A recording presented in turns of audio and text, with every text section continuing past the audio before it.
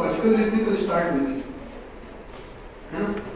हमने आपको एक एग्जांपल भी करवाया था, याद होगा, एक कथन लिखवाया था और नीचे 3 चीजें लिखवाई थी और उनमें से ये तय करना हमको सीखना था कि क्या होती है पूर्वधारणा, क्या कथन और कौन सा मतलब पूर्वधारणा था, कार्यवाही थी और 3 चीजें थी।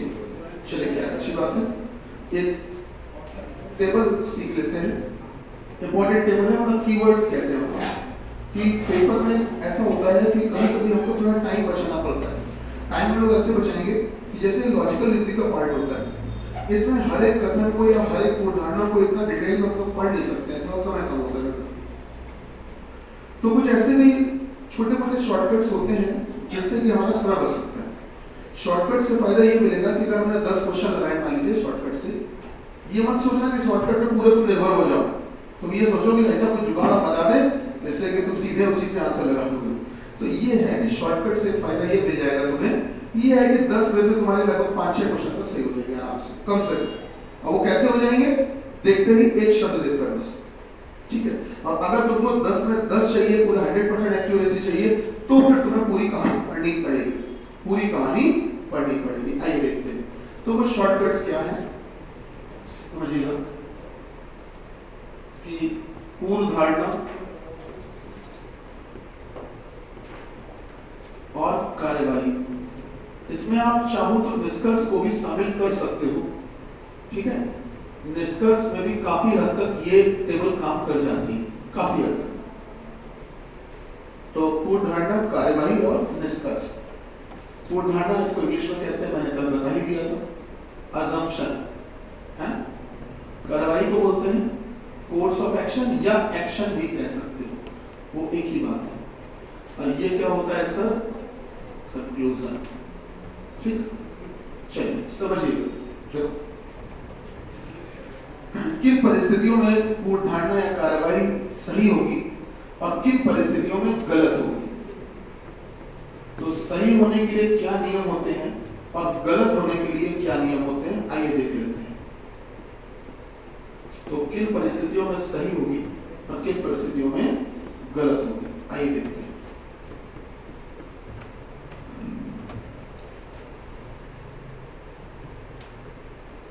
यदि दी गई पूर्व धारणा, यदि दी गई पूर्व धारणा या कार्यवाही, यदि दी गई पूर्व धारणा, बेटा बात है प्लीज अलग अलग बैठा दूंगा। रीजन ये है क्योंकि बहुत सेंसिटिव टॉपिक पढ़ रहे हो और इसमें अगर मैं छोटे बच्चों वाली हरकतें करूंगे, छोटे बच्चों वाली हरकतें करोगे तो वो ठीक नहीं होगा बेटा। यदि दी गई पूर्व धारणा या कार्यवाही में, दी गई पूर्व धारणा या कार्यवाही में कोई निश्चित शब्द आ जाता है, सॉरी कोई अनिश्चित शब्द आ जाता है, अनिश्चित, अनिश्चित, इसको आप कह सकते हो अनसर्टेन या कह सकते हो इनडेफिनिट। अगर कभी भी बेटा अनिश्चित शब्द मिल जाए, अगर कभी भी बेटा किसी भी पूर्व धारणा या कार्यवाही में कोई अनिश्चित शब्द मिल जाए, अनिश्चित शब्द मिल जाए, तो फिर वो पूर्व धारणा और कार्यवाही क्या होगी, क्या होगी, ऊपर हेडिंग पड़ी हुई है देखो, सही होगी। उस स्थिति में बेटा क्या होगी, सही होगी। ध्यान दीजिएगा। अब ये अनिश्चित शब्द होते कैसे हैं वो मैं अभी लिख के आपको बता देता हूं। तो अगर कभी भी कोई अनिश्चित शब्द मिल जाए तो वो पूर्व धारणा और कार्यवाही होगी सही, और अगर कभी भी निश्चित शब्द मिले, यदि दी गई पूर्व धारणा, दी गई पूर्व धारणा या कार्यवाही में बेटा, दी गई पूर्व धारणा या कार्यवाही में कोई निश्चित शब्द मिल जाए, कोई निश्चित शब्द मिल जाए, निश्चित, इसको बोलते हैं इंग्लिश में सर्टेन, सर्टेन या कह सकते हो डेफिनेट। प्रियांशु आज बेटा ये लाइटें जला देती है, तो डेफिनेट शब्द मिल जाए अगर किसी भी पूर्ण धारणा या कार्रवाई में एक मिल जाए, कोई डेफिनेट वर्ड मिल जाए, तो फिर वो पूर्ण धारणा या कार्रवाई क्या होगी? गलत होगी। अगर कोई निश्चित शब्द मिले बेटा तो गलत होगी, और अनिश्चित शब्द मिले तो सही होगी। अब हमको पता तो चले कि निश्चित अनिश्चित होते कैसे, दिखते कैसे हैं। तो शब्द कैसे दिखते हैं वो ध्यान दीजिएगा। ऐसे दिखते हैं, प्रायः अनिश्चित शब्द बता रहे हैं, संभवतः,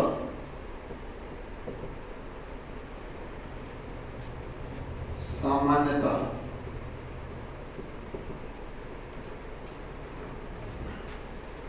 लगभग,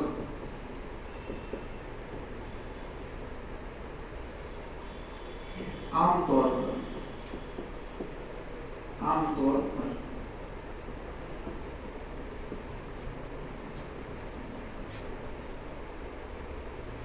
शायद, कभी कभी,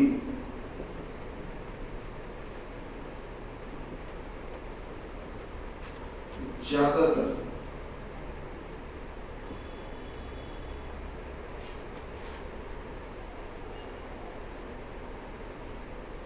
हो सकता है, हो सकता है, या फिर सकता है।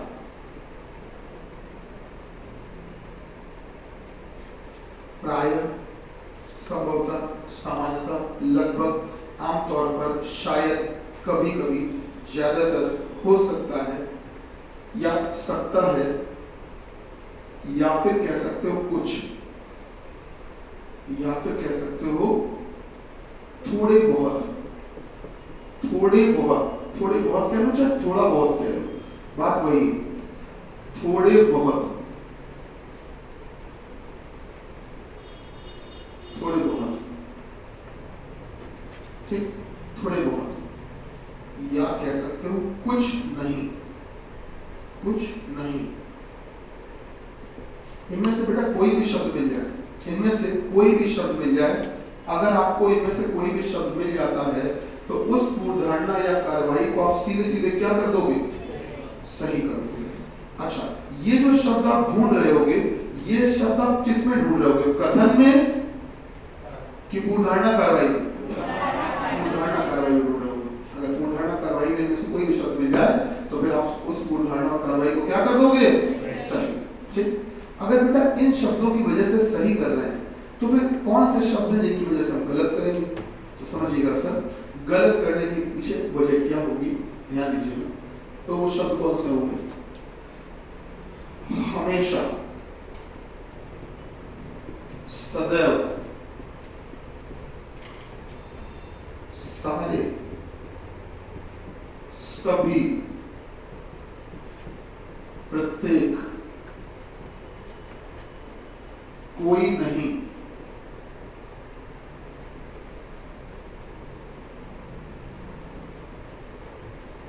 बिल्कुल भी, बिल्कुल भी, एक भी नहीं,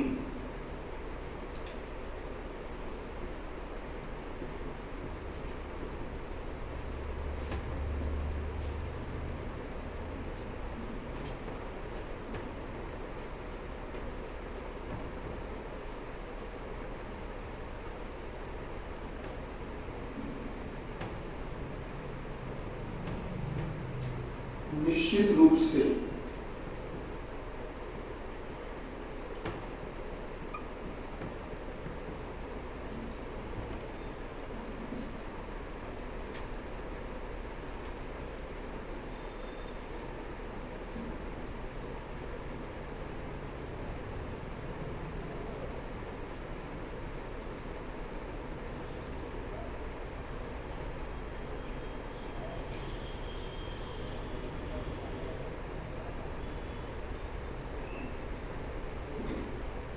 कभी नहीं, कभी नहीं,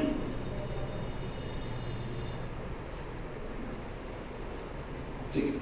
अगर इनमें से कोई भी शब्द आपको मिल जाता है बेटा अगर इनमें से कोई भी शब्द मिल जाता है तो आप सीधे सीधे उस पूर्ण धारणा या कार्रवाई को क्या कर देंगे, गलत कर देंगे। ठीक, ये कुछ कीवर्ड्स होते हैं जिनकी मदद से हमें थोड़ा सा हेल्प मिल जाती है कि हम समय अपना बचा सकते हैं। लेकिन अगर आप ये सोचें कि बेटा केवल एक शब्द के भरोसे तो पूर्ण धारणा कार्रवाई का फैसला कर दोगे, तो अगर बेटा केवल एक शब्द के भरोसे तुम करना चाहो तो फिर वो आपको केवल शब्द ही दे दे, काहे के लिए कथन दे रहे हैं, ना दे कथन। भाई जब तुम कथन का यूज ही नहीं कर रहे हो, केवल शब्द के भरोसे सॉल्व कर रहे हो, तो फिर कथन ना दो, जिसका मतलब कथन का कुछ तो रोल होगा। तो फिर जब आपको पूरे 10 में 10 सही करने हो तो आपको थोड़ा सा गंभीरता से समझदारी से पढ़ना पड़ेगा। क्या पढ़ना पड़ेगा वो समझ लीजिए। वो ये पढ़ना पड़ेगा बेटा,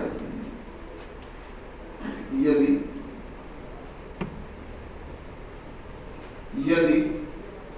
दी गई बेटा यदि दी गई पूर्व धारणा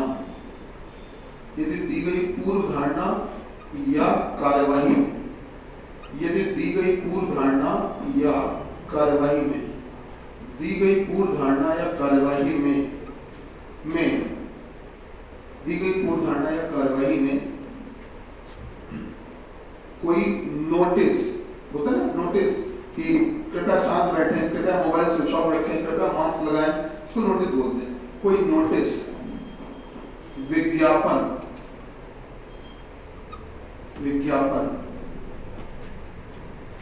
सुझाव,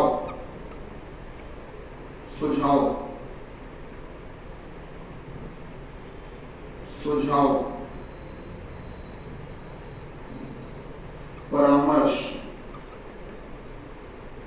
निर्देश। जैसे निर्देश लिखा होता ना कि जैसे कहीं बहुत पानी ज्यादा है गंगा जी में, तो लिखा होता साइड में पड़ेगा कृपया इस रस्सी के आगे ना जाए, निर्देश लिखे होते हैं ना। तो आप ये बताइए अगर कोई भी निर्देश आपको दिया जाता है, डायरेक्शन दिया जाता है, तो आप इसलिए दिया जाता है कि आप उसका पालन करें, है ना, निर्देश का उल्लंघन नहीं करना चाहिए, तो वो दिया इसलिए जाता है। तो वही है कि नोटिस, विज्ञापन, सुझाव, परामर्श, निर्देश, आदेश।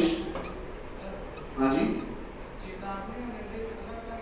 नहीं, निर्देश के अंदर ही चेतावनी होती है। हाँ हाँ, ये चेतावनी, लेकिन निर्देश के अंदर सब आ जाते हैं। निर्देश में क्या क्या आता है, चेतावनी उसी में आ जाती है, ठीक, उसी के अंदर सुझाव भी आ जाता है। निर्देश में आपको वो कोई आदेश भी दे सकते हैं,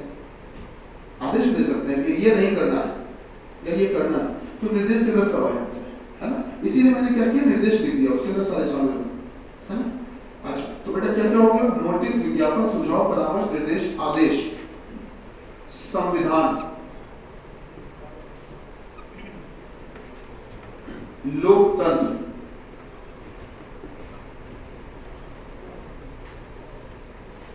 देश हित,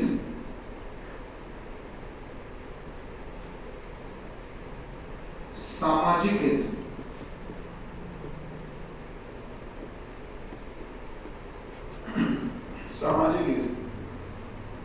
या न्यायपालिका या न्यायालय, दोनों में से कुछ भी लिख सकते हो आप। न्यायालय कह लो, चाहे आप इसको न्यायपालिका कह लो, बात वही है, ठीक है। न्यायपालिका कह लो और चाहे तो आप न्यायपालिका कह लो, चाहे न्यायालय कह लो, बात वही।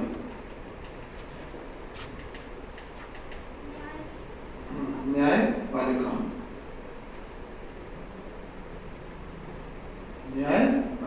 समझ जाओगे। संविधान, लोकतंत्र, देश, सामाजिक, न्यायपालिका, ठीक है। या सरकार, सबसे ज्यादा जो गलतियां होती स्टूडेंट से उस पे होती सरकार पे। सरकार, प्रशासन या फिर शासन।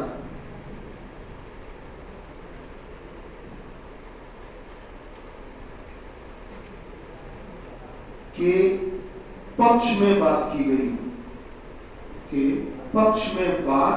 गई, क्या कहा गया, जरा समझने का प्रयास करिए बेटा, कि यदि किसी भी पूर्व धारणा या कार्यवाही में, किसी पूर्व धारणा या कार्यवाही में बेटा अगर कोई पूरा परामर्श है या संविधान है या लोकतंत्र है या देश हित है या सामाजिक हित है, सामाजिक हित या न्यायपालिका या फिर सरकार है या प्रशासन है या शासन है, इनके पक्ष में अगर बात की गई, किसमें की गई हो? पूर्वधारणा और कार्रवाई में। अगर इनके पक्ष में बात की गई हो तो फिर आप उस पूर्वधारणा और कार्रवाई को क्या कर देना? सही कर देना। और अगर बेटा इनके खिलाफ बात की गई, अगर इनके खिलाफ मतलब अगेंस्ट, खिलाफ बात की गई, खिलाफ बात की गई हो तो उस पूर्वधारणा और कार्रवाई को क्या कर दोगे? गलत कर दोगे। अगर इनके खिलाफ बात की गई हो तो गलत कर देना, और अगर इनके पक्ष में बात की गई हो तो सही कर देना। अब पक्ष में बात की है कि खिलाफ की है, इसका पता कैसे चलेगा? जब पढ़ोगे पूरा, जब पूरा कथन पढ़ोगे, पूरी पूर्वधारणा पढ़ोगे, तब तो जान पाओगे कि पक्ष बोला है कि खिलाफ बोला है। हम सही बोल रहे हैं कि जब आप केवल एक शब्द से जान जाओगे कि खिलाफ बोला है कि पक्ष बोला है? नहीं भाई, आपको पढ़ना पड़ेगा पूरा। तो जब पूरा पढ़ोगे तभी ना जान पाओगे कि क्या सही मतलब पक्ष बोला है कि खिलाफ बोला है। तो अगर कभी भी इन चीजों के पक्ष में बात की जाए तो फिर पूर्वधारणा कार्रवाई सही होगी, और अगर इनके खिलाफ बात की जाए तो पूर्वधारणा कार्रवाई क्या होगी? गलत होगी। देखिए मुद्दे की बात है कि जैसे हम बात करें, ये जो T20 वर्ल्ड कप चल रहा है, ठीक है, जहां पर ये लोग इंडिया वाले मैच खेलने गए तो वहां पर विराट कोहली जी, इनका स्वागत अच्छे से नहीं हुआ। मान लो थोड़ी देर कि इनका स्वागत अच्छे से नहीं किया गया, वेलकम नहीं किया गया। ऐसे ही नॉर्मली जैसे सब लोग आते हैं तो भी आ जाओ, बैठ जाओ, ठीक, तो अपमान तो वही मान लो। लेकिन जब इनका स्वागत अच्छे से नहीं हुआ, उसी जगह पर हिंदुस्तान जिंदाबाद के नारे खूब लग रहे थे, भारत के फ्लैग खूब लगा दिए गए थे, ठीक है, और भारत के सभी जितने भी हमारे शीर्ष पुराने जो भी क्रांतिकारी रहे हैं या जो भी हमारे शीर्ष नेता रहे हैं या जो भी साइंटिस्ट रहे हैं, जो भी विशेष व्यक्ति रहे हैं, उन सबकी तस्वीरें लगाई गई, सबको हार पहनाया गया, और राष्ट्रगान भी बज रहा है, देशभक्ति के, भारत के देशभक्ति के गाने भी बज रहे हैं।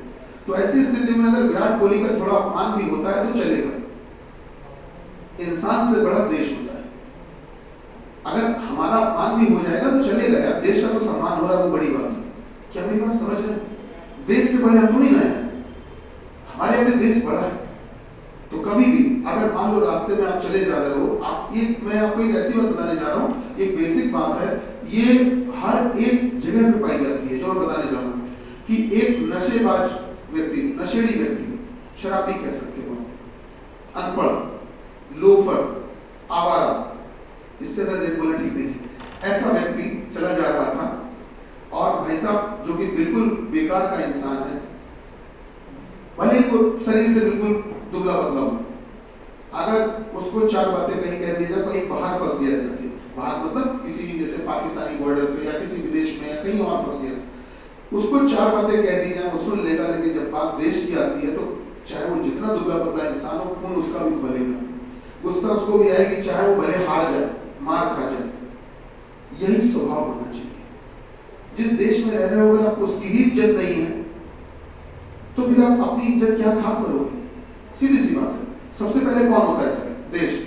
इस बात का पता आपको तब भी चल सकता है आसानी से जब आप कभी बाघा बॉर्डर, आपने गए हो, कोई आप जैसे बाघा बॉर्डर गए हो?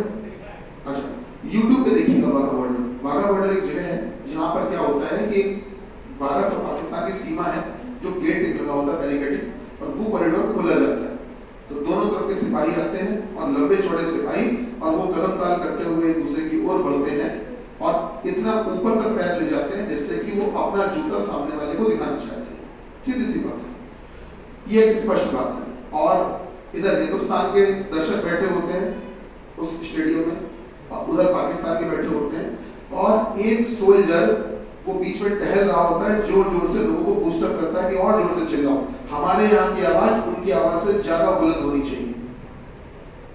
तो सीधी सी बात है कि आप कितने भी गए गुजरे इंसान क्यों ना हो, लेकिन जब वहां पहुंचोगे तो देशभक्ति की सही परिभाषा वहां समझ में आती है कि यार भले ही हम किसी अपनी सरकार से नफरत करते हो, सरकार ने हमारे साथ गलत किया हो, बहुत बेकार सरकार हो, कुछ भी हो जाए, लेकिन जब दुश्मन या किसी विदेशी व्यक्ति के, विदेशी शासन के सामने जब उनको प्रदर्शित करने का नंबर आएगा, तब हम अपने वो घरेलू सरकार से जो बुराई वाले झगड़े हैं तब वहां लेके नहीं बैठ जाएंगे, तब खुन्नस नहीं निकालेंगे।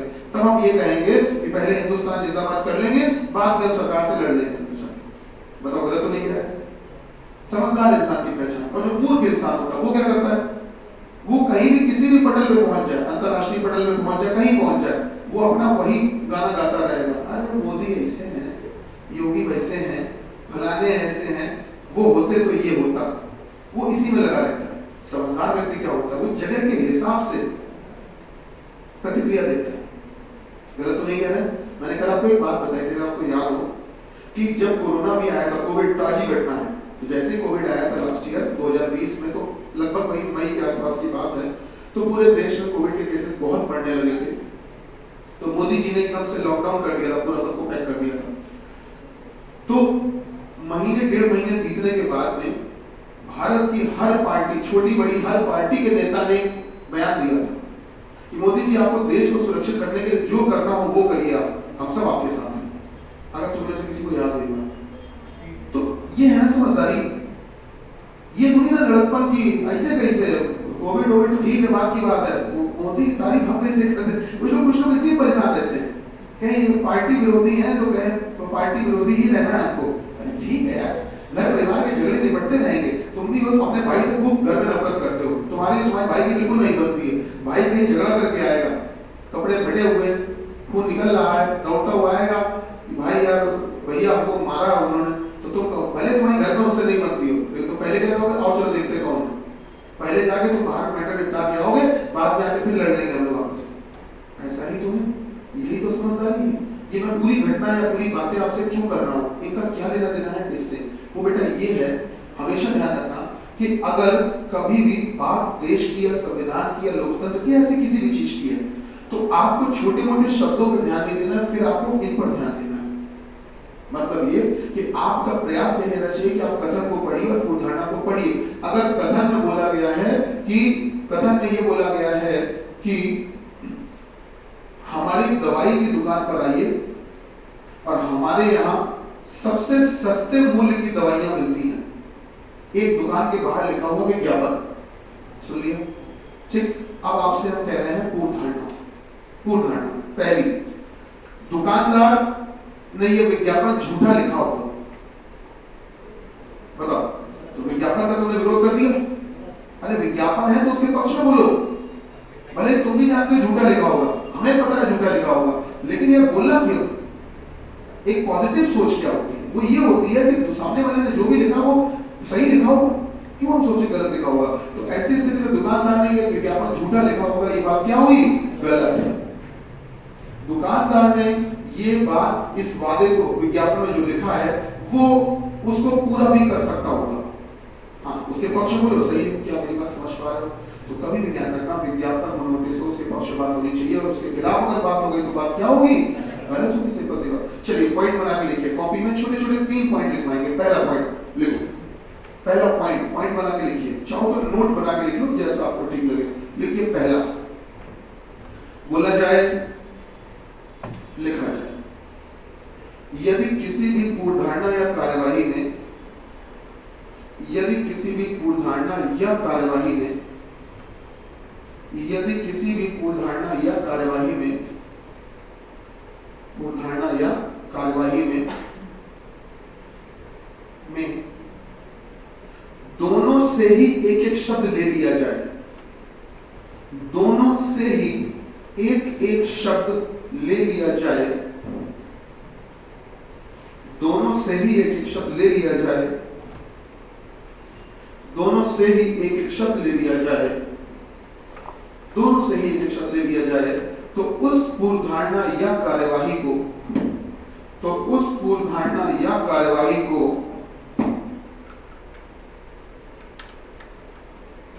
तो उस पूर्वधारणा या कार्यवाही को गलत कर देंगे, तो उस पूर्वधारणा या कार्यवाही को गलत कर देंगे। गलत मतलब वो गलत हो, गलत कर देंगे। लिखा मतलब समझे कि आपको कोई ऐसी पूर्वधारणा या कार्यवाही दी जाएगी जिसमें एक शब्द इसमें से ले लिया जाएगा, एक इसमें से ले लिया जाएगा, और दोनों ही शब्द मौजूद होंगे। अब तो फंस गए। हमको तो गुरुजी ने यह सिखाया था कि अगर इसमें से शब्द आए तो सही है, इसमें से आए तो गलत है, और अगर दोनों का शब्द आ जाए उसमें तो क्या करें? तो उस एग्जाम्पल सुना सकते हैं, आपको लिखना नहीं, सुनना। सारे सारे लोग ही संभवतः कानपुर में रहते हैं। सारे लोग ही संभवतः कानपुर में रहते हैं। सारे, ध्यान से देखो, सारे उसमें लिखा होगा और संभवतः गौर करिए इसमें लिखा होगा। तो अगर ऐसी बात कहेगी तो बात क्या होगी? गलत होगी। क्या हमारी बात समझ में आ रही है? पहला पॉइंट आपने लिखा। दूसरा पॉइंट लिखिए सर, दूसरा पॉइंट लिखिए, यदि दोनों में से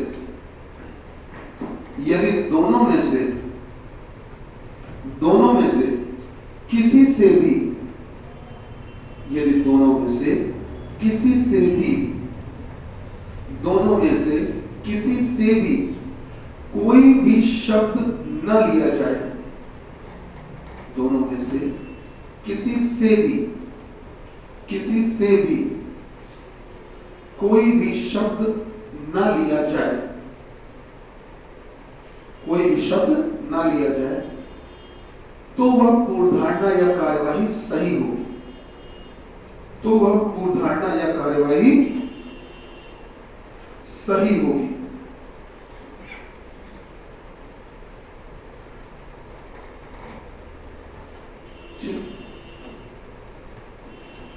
जैसे हम एक एग्जांपल दे रहे हैं, सुनिएगा, सुनिए। हम एक लाइन बोल रहे हैं, वो पूर्वधारणा या कार्रवाई किसी की भी हो सकती है। किसानों को अपनी फसल का ध्यान रखना चाहिए। किसानों को अपनी फसल का ध्यान रखना चाहिए। अब आप बता दो, ये जो मैंने वाक्य बोला है, इसमें तुमको कौन सा शब्द है जो इसका मिल रहा है या उसका मिल रहा है? किसानों को अपनी फसल का ध्यान रखना चाहिए। किसी का भी शब्द मिले नहीं मिला, और जब दोनों में से किसी का भी शब्द ना मिले तो उस पूर्वधारणा या कार्रवाई को क्या करते हैं? सही करते हैं। क्या हमारी बात समझ में आ रही? क्लियर हो रहा है? अब आते हैं तीसरी बात में। लिखिए तीसरी बात, लिखिएगा तीसरी बात, लिखिएगा। यदि किसी भी पूर्वधारणा या कार्यवाही में, यदि किसी भी पूर्वधारणा या कार्यवाही में, यदि किसी भी पूर्वधारणा या कार्यवाही में, किसी भी पूर्वधारणा या कार्यवाही में तुलना की जाए, तुलना, यदि किसी भी पूर्वधारणा या कार्यवाही में तुलना की जाए, कंपैरिजन किया जाए, तुलना की जाए, लिखा, तुलना की जाए, तो वह पूर्वधारणा या कार्यवाही गलत होती है। तो वह पूर्वधारणा या कार्यवाही गलत होती है। भैया लिखा, तो वह पूर्वधारणा या कार्यवाही गलत होती है। अगर कभी भी तुलना की जाए तो वो गलत होती है, हमेशा ध्यान रखना। ठीक, चलो ये हो गई इसकी बात। कल आपको हमने तीनों के फॉर्मूले लिखवाए होंगे कि अगर पूर्वधारणा चेक की जाती है तो कैसे करना होता है, पहले क्योंकि, फिर पूर्वधारणा और फिर कथन। फिर जब कार्रवाई चेक करना तो भी हमने कल लिखवाया होगा कि पहले क्योंकि, फिर कथन, फिर कार्रवाई। निष्कर्ष चेक करने का तरीका भी हमने कल लिखवाया होगा कि हमने बोला था आपसे कि पहले कथन, फिर उसके बाद इसका मतलब है कि, ठीक है, तीनों की बातें हम लोगों ने लिखी थी। अब ये सामने हम लोगों ने एक टेबल बना ली। इस टेबल से हम लोगों को बहुत हेल्प मिलेगी, बहुत मदद मिलती है इस टेबल से। विश्वास मानिए कोई ऐसा क्वेश्चन नहीं है जो इस टेबल से ना हो पाए, बशर्ते कि टेबल को आप गंभीरता से लें। ध्यान रखना, जो आसपास का माहौल होता है पढ़ाई लिखाई का, उसमें क्या होता है, एक शब्द आता है ट्रिकी, ट्रिकी, तो वो शब्द से बच्चे बड़े इंप्रेस हो जाते हैं। ट्रिकी मतलब मुझे छोटा रास्ता बताओ, ज्यादा दिमाग वाला ना बताओ, मेहनत ना करनी पड़े। तो जिसकी वजह से क्या होता है कि शब्द वाली चीजें ज्यादा पसंद आती लोगों को। तो शब्द, मैं खुद भी कह रहा हूँ, शब्दों के भरोसे आप काम करिए, लेकिन शब्दों के भरोसे तुम ये उम्मीद मत कर लेना कि 100% तुम्हारे सारे क्वेश्चन सही हो जाएंगे। क्या मेरी बात समझ रहे हो? आपको कहीं ना कहीं उसकी डेप्थ भी चेक करनी पड़ेगी। तो अगर आपको 100% एक्यूरेसी चाहिए, then you have to watch the complete association which is followed by the statement as per the assumption or conclusion or course of action। आइए मुद्दे पे आते हैं। तो एक क्वेश्चन लिखते हैं, लिखो, लिखो कथन, कथन, कथन,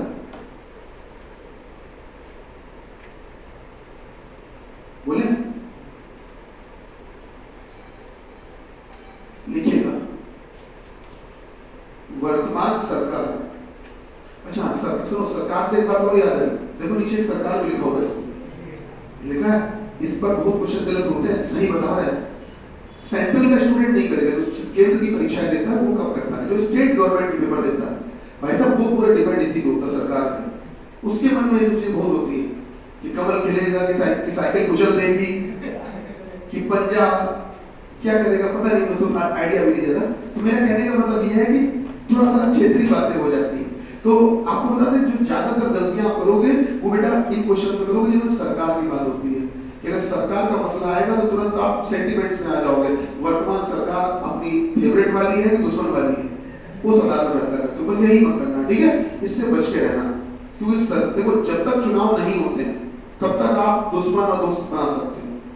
चुनाव होने के बाद जब रिजल्ट आ जाता है तो भले ही तुमने उसको वोट ना दिया उस पार्टी को, लेकिन जब सरकार बन गई तो फिर तुम्हारी भी है, भले तुम्हें पसंद नहीं है, है तो तुम्हारी। और अगर तुम उसको अपनी नहीं मानते हो तो ठीक है, उस सरकार के द्वारा जो भी सुविधाएं दी जा रही है उसका लाभ मत उठाओ, छोड़ दो। सरकार नौकरी निकाल रही ना, मत हम नहीं भरेंगे फॉर्म क्योंकि ये सरकार हमारे दुश्मन वाली है, तब तो नहीं छोड़ोगे। ऐसे कैसे सरकार सबकी होती है, तब ये कहोगे, है ना। सोच समझ लो, सोच ये होता है बेटा, प्रैक्टिकली होता है। तो इस बात पर हमको अमल करना होगा कि जब तक बेटा चुनाव नहीं हुए तब तक तो हम दुश्मन दोस्त पार्टी और फलाना बना सकते हैं, लेकिन चुनाव के बाद में जब रिजल्ट आ गया, जब सरकार बन चुकी है, तो सरकार बनने के बाद में अब जो भी है वो हमारी, उसको एक्सेप्ट करना। ये वही बात होगी, शादी के पहले तुम्हें लड़की पसंद है, लड़का तुमको पसंद है नहीं है वगैरह वगैरह, लेकिन जब शादी हो गई ना तब कमियां निकालना ठीक नहीं होता है, फिर वो गलत है। कि जब शादी हो गई है तो अब जो भी है उसको स्वीकार करिए और सम्मान करिए। गलत तो नहीं कर रहे कि बन गई, शादी हो गई है तो शादी होने के बाद भी अगर वो होती तो क्या होता, अगर वो होता तो क्या होता, अरे नहीं हुआ ना, हाँ तो जो है उस खुश रहो, वो होती तो क्या होता, तुम होती तो क्या होता। अरे क्या फालतू की बात है, ये एक समझदार स्टेबल व्यक्ति की पहचान नहीं होती है।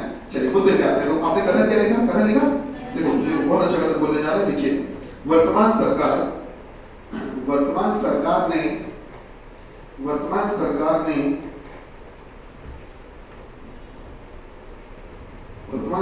ने नागरिकों की सुरक्षा कॉमा लगाइए, कॉमा शिक्षा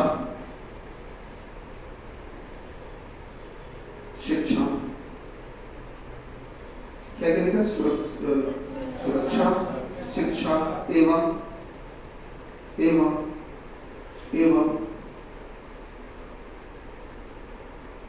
कर के मामले में, कर मतलब होता है टैक्स, कर के मामले में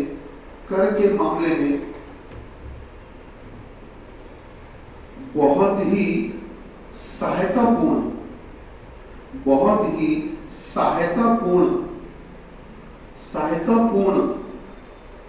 सहायतापूर्ण एवं उत्कृष्ट, बेटा उत्कृष्ट लिख पाओगे, एवं उत्कृष्ट सामने देखकर लिखो, उत्कृष्ट कदम उठाए हैं, लिखा। अब नीचे लिखो बेटा पूर्व धारणा,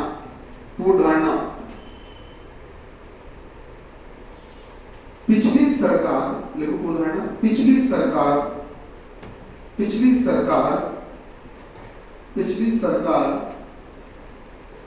शिक्षा एवं सुरक्षा के मामले में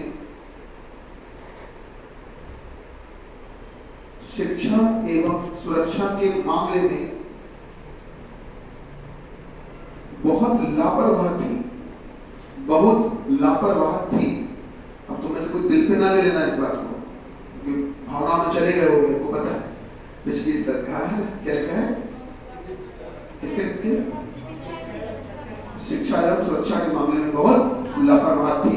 ये आपने पहली पूर्णांक लिखी, इसमें नंबर 1 लिख लो, 1, ये पहली पूर्णांक आपने लिखी।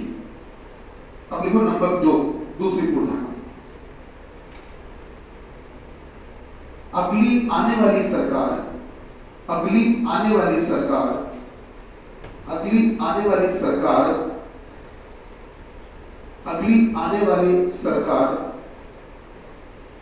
कॉमा लगाइए, वर्तमान सरकार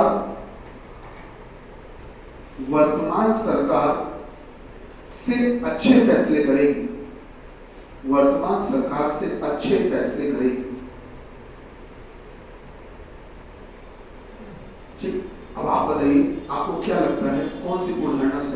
सी गलत है? हाँ भाई, दोनों गलत है। शाबाश। पता है क्यों?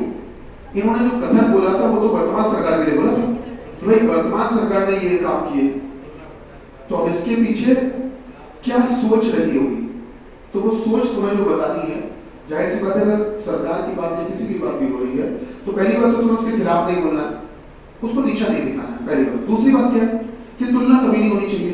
अब ध्यान से देखो, जो पहली पूर्ण धारणा उसमें मैंने तुलना कर दी है, वर्तमान सरकार की तुलना किससे की है? आगे आने वाली की पिछली वाली से? पिछली वाली से। गलत, गलत कर दो, गलत है। दूसरे वाला जो है उसमें भी ध्यान से देखो, तुलना ही हुई है। किससे हुई बेटा? आगे वाले से। गलत, वो भी गलत। क्या बात समझ में आई? तुलना कभी भी हो हमेशा गलत, याद रहेगा? ठीक है, चलिए बात को आगे बढ़ाते हैं। लिखिए अगला क्वेश्चन, लिखिए अगला क्वेश्चन। क्वेश्चन लिखिए, क्वेश्चन में लिखिएगा कथन, लिखिएगा कथन, कथन बोले लिखिएगा। क्या भारत में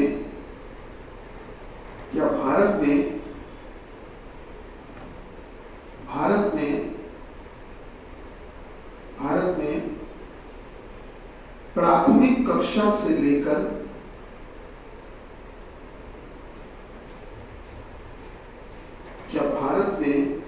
प्राथमिक कक्षा से लेकर उच्च शिक्षा तक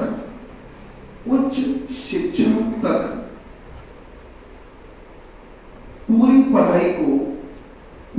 पढ़ाई को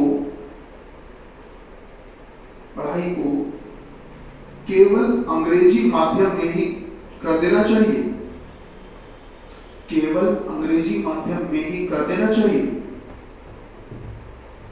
केवल अंग्रेजी माध्यम में ही कर देना चाहिए। क्या लिखा आपने कि क्या भारत में कक्षा 1 से लेकर और उच्च शिक्षा तक, हायर एजुकेशन तक जो भी पढ़ाई है उस सबको पूरे को किसमें कर दो? इंग्लिश मीडियम में क्या कर देना चाहिए? क्या लगा है? क्या आखिरी में प्रश्नवाचक चिन्ह लगाया, क्वेश्चन मार्क का निशान लगाया? ठीक। अब नीचे लिखो तर्क, हेडिंग लिखो तर्क, तर्क लिखो पहला, तर्क लिखिएगा पहला, पहला इस तरह से लिखिएगा पहला हाँ, और हाँ के बाद कॉमा लगाइएगा, कॉमा लगा के लिखिए, लिखिएगा अमेरिका जैसे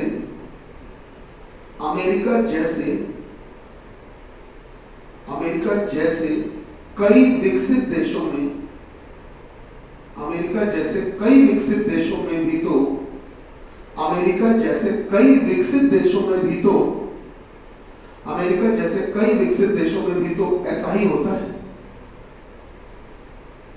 अमेरिका जैसे कई विकसित देशों में भी तो ऐसा ही होता है। देखा?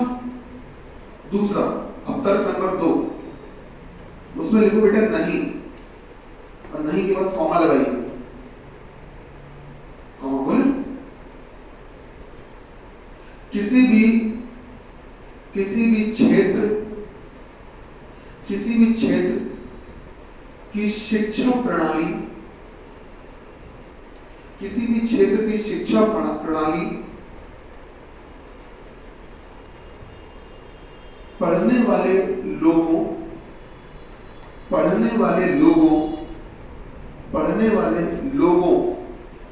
की सहजता के आधार पर, पढ़ने वाले लोगों की सहजता, सामने देखकर लिख लो सहजता के आधार पर ही बनानी चाहिए। लिख लिया? अब आप बताओ, जो क्वेश्चन हमने पूछा था कि क्या भारत में जितनी भी पढ़ाई है बचपन से लेकर बुढ़ापे तक, ये सारी पढ़ाई पूरी इंग्लिश मीडियम कर देनी चाहिए? पूरी इंग्लिश मीडियम में कर देनी चाहिए? हाँ भाई, तो तुम अपनी रहना होता ना कि तुम्हारे हिसाब से कर रहे तो कठिन हो जाएगी, अपने हिसाब से नहीं। तुम ये बताओ कि नीचे जो हाँ और ना में जो तर्क दिए गए, तुम्हें क्या लगता है कौन सा तर्क मजबूत लग रहा है तुम्हें? हाँ भाई, दूसरा वाला। तो पहला कमजोर क्यों लग रहा है? तुलना हो रही है, सबसे बड़ी बात। और दूसरी बात ये कि फलाना ऐसा करता है तो इसलिए जरूरी कि हम भी ऐसे करें? ये बात इसलिए मैं आपको बड़े जोर देके बोल रहा हूँ कि मैंने देखा है कि अक्सर क्या होता है कि बच्चे पढ़ते समय बात करते हैं कि वो ये देखते हैं कि टॉपर कैसे पढ़े, तो टॉपर ऐसे पढ़े और इनसे पढ़े तो फिर हम भी वैसे ही पढ़ेंगे। जरूरी है कि जो जैसे करता था वैसे ही हम भी उसी प्रकार से करें तो हम भी टॉपर बन जाएंगे? ऐसा कोई जरूरी नहीं बेटा, मेरी बात समझ रहे हैं? ऐसा कोई जरूरी नहीं। जैसे हम आपको बताया, अपनी मैं निजी एक्सपीरियंस में आपसे शेयर करता हूँ, अपना पर्सनल एक्सपीरियंस। पर्सनल एक्सपीरियंस मेरा ये है कि जैसे जो एयरफोर्स वाले छोटे बच्चे होते हैं, वाई ग्रुप वाले, तो वो हमको कोई बहुत ज्यादा पसंद नहीं करते रीजनिंग के मामले में। जैसे अगर 10 बच्चे एयरफोर्स की वाई ग्रुप पे बैठा दिए जाए तो 10 में से भाई साहब 7 बच्चे भाग खड़े होंगे यहाँ से क्लास लेने के बाद, वो रुकेंगे। 2-3 वजह है। पहली कि अनुशासन को लेकर थोड़ा सा ज्यादा प्रिय रहते हैं हमेशा से। क्लास में मेरा मानना ये होता है कि शब्दावली जो हमसे तुम सीखोगे वही तो जाके वहां डिलीवर करो। तो हमारी खुद की भाषा अगर अच्छी नहीं होगी तो तुम वहां जाके वैसी भाषा इस्तेमाल करोगे, बेकार होगा। पहली बात तो ये, तो अनुशासन को थोड़ा सा ज्यादा प्राथमिकता देते हैं। दूसरी बात ये कि हमारा हमेशा से जोर ये रहता है कि थोड़ा सा जो क्वेश्चन है वो अच्छे स्टैंडर्ड के होने चाहिए, मानते हो मेरे?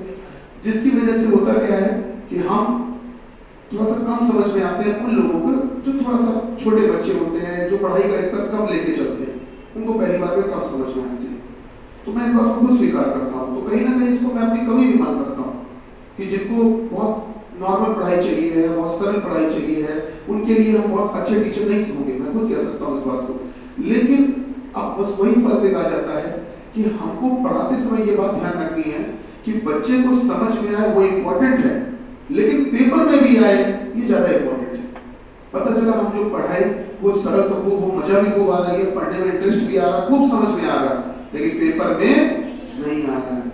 तो ऐसी स्थिति में बच्चा क्लास में तो खूब एंजॉय करेगा, लेकिन जिस दिन पेपर देने जाएगा तो एग्जामिनेशन हॉल में भाई साहब गाली भी भर भर के देगा, बददुआएं देगा। भगवान करे गुरुजी जब जाए तो उनकी गाड़ी वगैरह वगैरह वगैरह, जाने क्या क्या।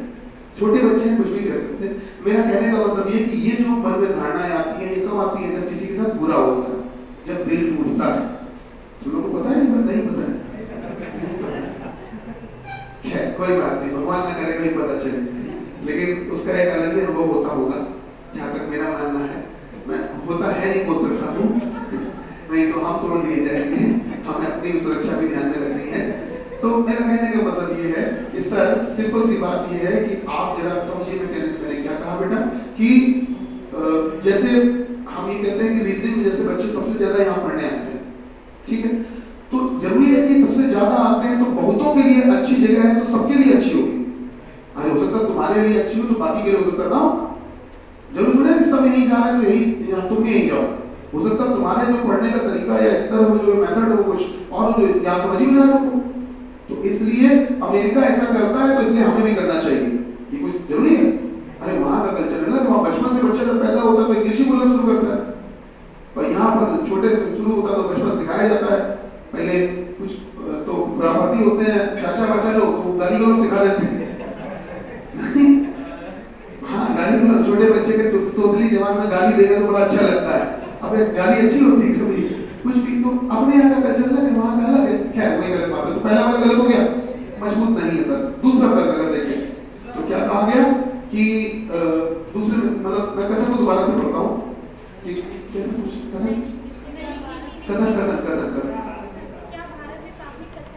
हाँ, उच्च शिक्षा तक सारी पढ़ाई इंग्लिश मीडियम हो जानी चाहिए। तो क्या भारत में प्राथमिक से लेकर उच्च शिक्षा तक सारी पढ़ाई इंग्लिश मीडियम हो जानी चाहिए? तो दूसरा क्या बोला था? दूसरा नहीं होनी चाहिए। क्यों नहीं होनी चाहिए? क्या दिया रीजन? हाँ क्या दिया बेटा? हाँ, किसी भी क्षेत्र की शिक्षा प्रणाली जो बनाई जाती है ना, इंग्लिश मीडियम रखे कि हिंदी मीडियम रखे, किताबें कैसे चलवाएं, क्लास का माहौल कैसा रखे, जो शिक्षा प्रणाली बनाई जाती है वो पढ़ने वाले लोगों की सहजता के आधार पर बनाई जाती है कि लोगों को सरलता किसमें रहेगी, पढ़ने में कन्वीनियंट क्या रहेगा, इस आधार पर बनाई जाती है।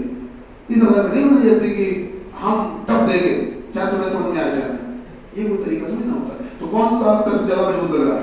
दूसरा। ठीक कर दो, दूसरा सही, पहला गलत। क्या बात समझ में आई? ठीक, तो ये थी बात किसकी? तर्क की। अब आपको एक और बेशकीमती बात बताते हैं, कारण एवं प्रभाव।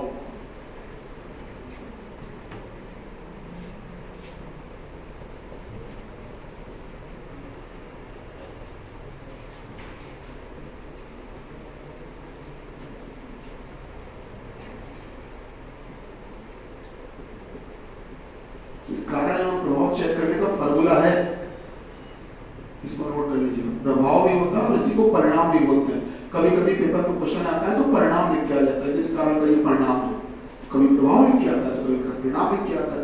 ये पूरा फॉर्मूला है। कारण एवं प्रभाव चेक करने का फॉर्मूला ये होता है, क्योंकि ये कारण इसका ये प्रभाव या इसलिए ये प्रभाव, क्योंकि कारण इसलिए ये प्रभाव। लिखा? ये कारण प्रभाव चेक करने का तरीका होता है।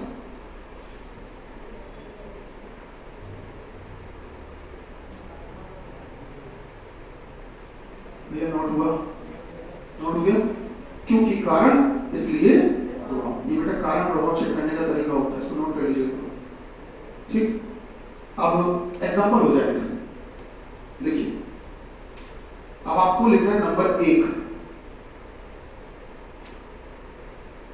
ऐसे लिखना, नंबर 1 जो लिखना ऐसे लिखना, देखो ऐसे लिखना। मतलब आप लिख रहे हो कथन, लिखोगे कथन, उसमें नंबर 1 लिखोगे, पहला कथन। कथन में पहला बोले, लिखिए पहला, लिखिएगा, लिखिएगा। इंडिया T20 वर्ल्ड कप में, इंडिया T20 वर्ल्ड कप में, T20 वर्ल्ड कप में पाकिस्तान टीम के साथ, पाकिस्तान टीम के साथ अपना पहला मैच हार गई। पाकिस्तान टीम के साथ अपना पहला मैच हार गई। भैया लिखा, पाकिस्तान टीम के साथ अपना पहला मैच हार गई। अब लिखो नीचे नंबर 2, 2, 2 लिखिएगा। इंडिया की T20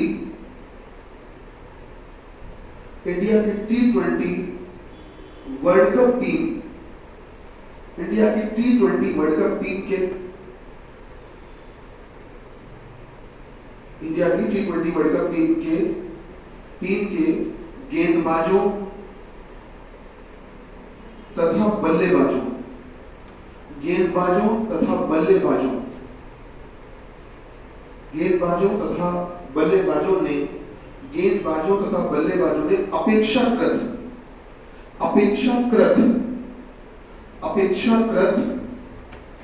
अच्छा प्रदर्शन नहीं किया, नहीं किया। लिखा आपने, अपेक्षाकृत अच्छा प्रदर्शन नहीं किया। ये जो मैंने आपको 2 कथन लिखवाए हैं, इनमें से कोई एक कथन कारण है और कोई एक कथन उसका प्रभाव है। किस वजह से क्या प्रभाव पड़ा होगा, तुम्हें क्या लगता है? कौन कारण है, कौन प्रभाव? कौन कारण है? दूसरा वाला कारण है। तो क्या पहला वाला उसका प्रभाव है? तो अगर आप ये कह रहे हो कि दूसरा कारण है और पहला उसका प्रभाव है, तो इस फार्मूले में रखेंगे तो फिट होना चाहिए। ठीक है, आइए रखते हैं। क्योंकि आप यही कह रहे हो ना कि 2 नंबर कारण, ठीक, क्योंकि इंडिया की T20 वर्ल्ड कप टीम के गेंदबाज और बल्लेबाज दोनों अपेक्षाकृत अच्छा प्रदर्शन नहीं कर पाए, इसलिए इंडिया T20 वर्ल्ड कप में पाकिस्तान की टीम के साथ अपना पहला मैच हार गई। क्योंकि ये लोग प्रदर्शन अच्छा नहीं कर पाए, इसलिए मैच हार गए। जाहिर सी बात है, प्रदर्शन खराब की वजह से तो हारेंगे, सीधी सी बात है। तो कौन कारण, कौन प्रभाव? कारण और 1 नंबर प्रभाव। ये कारण प्रभाव चेक करने का तरीका होता है। आपको ऑप्शन दिए जाएंगे। पहला ऑप्शन ये दिया जाएगा कि यदि कथन 1 कारण और 2 उसका प्रभाव। एक ऑप्शन दिया जाएगा कि यदि कथन 2 कारण और 1 उसका प्रभाव, समझ रहे हो? और एक ऑप्शन दिया जाएगा दोनों ही अलग अलग कारण हैं, और एक ऑप्शन दिया जाएगा कि दोनों ही स्वतंत्र प्रभाव है। एक दिया जाएगा कि किसी स्वतंत्र कारण के दोनों प्रभाव, और एक दिया जाएगा कि किसी एक ही कारण के दोनों प्रभाव। ऐसे ऑप्शन दिए जाएंगे। तो वो ऑप्शन जो भी दिए जाते हैं, उन सबको चेक करने का या पता करने का जो तरीका होता है वो यही होता है, फॉर्मूला यही होता है। क्या बात समझ में आई भैया? ठीक, चलिए अब एक काम करेंगे। अभी आपको लॉजिकल रीजनिंग की PDF शीट है, आपके ग्रुप पे हम भेजते हैं, ठीक है? एक ग्रुप पे आपके भेजेंगे, उसको हम इतना से सॉल्व करेगा। तो पहले शीट आएगी आपके पास। शीट को करना ये कि पहले आप शब्दों के आधार पर सॉल्व करना है, और जब थोड़ा फुर्सत हो, समय लगे, तो फिर बाद में इसके आधार पर मैं आपको सलाह देता हूँ, मैं आपको तरीका बताता हूँ, जो हमारा मेथड है वही आप करना ये कि पहले शब्दों के आधार पर सॉल्व करना पूरी चीज और देखना कौन सही कौन गलत, निशान लगाना अपने हिसाब से, अपने रजिस्टर में सही गलत सोच लेना। फिर जब आपको आंसर आप भेजे तो ये देखना कि उस आंसर से कितने आपके मैच हुए, ये चेक करना। उसके बाद में जब देखना कि इतने गलत हुए हुए हैं तो इसका मतलब केवल शब्दों से काम चलने वाला नहीं है। तब आप फिर उन क्वेश्चंस को दोबारा से डिटेल में पढ़ लेना, कथन पूर्ण धारणा पूरा अच्छे से पढ़ना, और तब ये देखना कि कहीं ऐसा तो नहीं कि उस पूर्ण धारणा में कहीं तुलना कर दी गई हो, कहीं ऐसा तो नहीं कि उस पूर्ण धारणा में संविधान के खिलाफ बोल दिया गया। सीधी सी बात है, संविधान के खिलाफ बोला है तो मतलब देश के खिलाफ बोला है, तो सीधी सी बात क्या होगी, गलत। क्या मेरी बात समझ पा रहे हैं? अच्छा टॉपिक होता, बहुत इंटरेस्टिंग होता है, विश्वास मानिए, बशर्ते आप ईमानदारी से पढ़ पाए। तो